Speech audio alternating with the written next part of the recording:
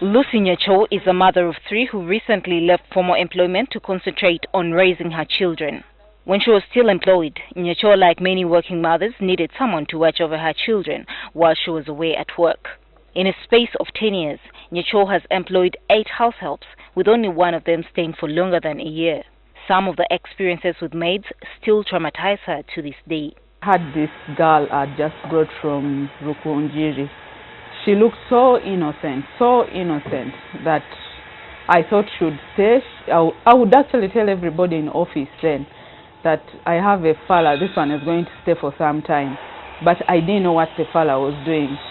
So my son would fall sick all the time. Every time I would take him to the hospital and he has diarrhea with blood. But little did we know that immediately he wakes up, they give him Piriton to go back and sleep. Nyacho only got to know about her son's situation after a friend tipped her off about her maid's negligent behavior. When you're knocking the gate, nobody can open because it is only this little boy inside there. They have stuffed him with Piriton. The Piriton bottle was there. We started shaking him to get up. The kid was, then we asked her, so what has happened to the baby?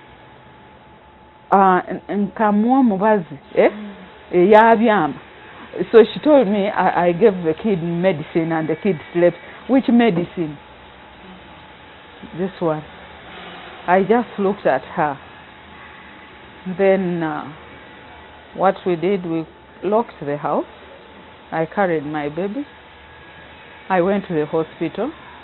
And then the doctor was like, this is what has been causing this boy's problems. After several years of bad experiences with maids, Nyacho decided to quit her job. She started a business to have more time for her children. She now runs a sports accessories shop in the city suburb of Bukoto. Stories like Nyacho's are quite commonplace. In 2014, a video of a Ugandan maid torturing an 18-month-old baby caused an uproar. Just the other week, a couple in Kawanda in Wachiso district lost a baby at the hands of a maid who allegedly strangled the child before she fled the home. There is one I had who had some mannerism and was trying to teach children like adult stuff. While there may be reasons why some maids mistreat children, some of their actions are a sign of frustration, as Robina Sebugwao, an early childhood development expert, explains. Because these are human beings. They also get tired. How do you think that this is the person to cook, to wash the clothes, to feed the child, to do everything? He is a human or she's a human being. So we must consider that. Maria Tweheyo is the director of Renter Maid Uganda, a training and recruitment firm for professional maids. She says although many parents feel they cannot do without maids, it is very important for them to learn to say no in certain situations.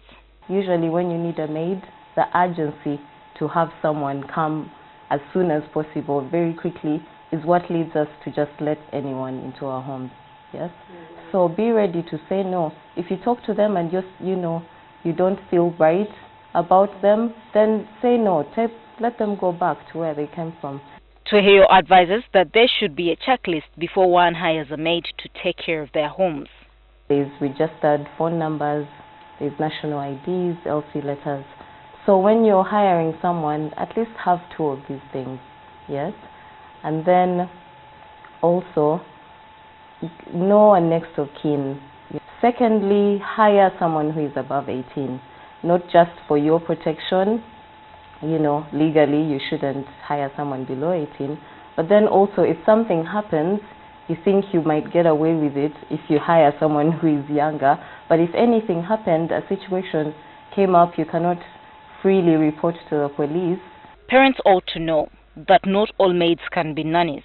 Many parents find themselves in a position where they have to dump the roles of babysitting to people who are not qualified to do so because of the shortage of professional nannies and the high cost of hiring them. You give a priority to a child if you have brought that person to take care of a child, instead of thinking that she's going to do everything for you. So emphasize your priorities so that in future, even when they don't manage to do everything, they have done what you need from them the most. The maids' pay is yet another issue that has frustrated labor rights activists. The call for a minimum wage has been kept on the back burner for years. There is a minimum wage bill before a committee in Parliament that awaits debate. Many people in the informal sector will continue getting low pay until this bill is enacted. Currently, a housemaid gets an average of between 50 and 70,000 shillings. Maids who are recruited by professional firms go home with an average of 150,000. It's very little. Imagine what you can do with 70,000. It's nothing. And these people need to take care of their people in the village or back home, and they have children of their own. Well, not all maids are as bad as portrayed. Some employers have recorded success stories. Penny Sasire, a mother of 3, has been hiring maids for over 10 years. Although she recounts some bad experiences with maids, she largely considers herself lucky. Sasire has employed only 3 maids in over 10 years. She shared her secret. You know, maids are also people like us. What you need to know, you have to take a maid as your real child. If you have, maybe if you're going to buy ice cream for your children, you buy hers also. She will feel at home. She will feel loved, and she will know that you are her real mother. She says sometimes maids act the way they do because of their boss's behaviors. You can't beat your maid, and at the same time that very day, you leave her with your child. That maid will transfer the anger to the child. But there are cases of good maids versus bad bosses. In 2014, NTV spoke to Vanessa Jalu, a former housemaid who had long quit because of bad experiences with difficult bosses.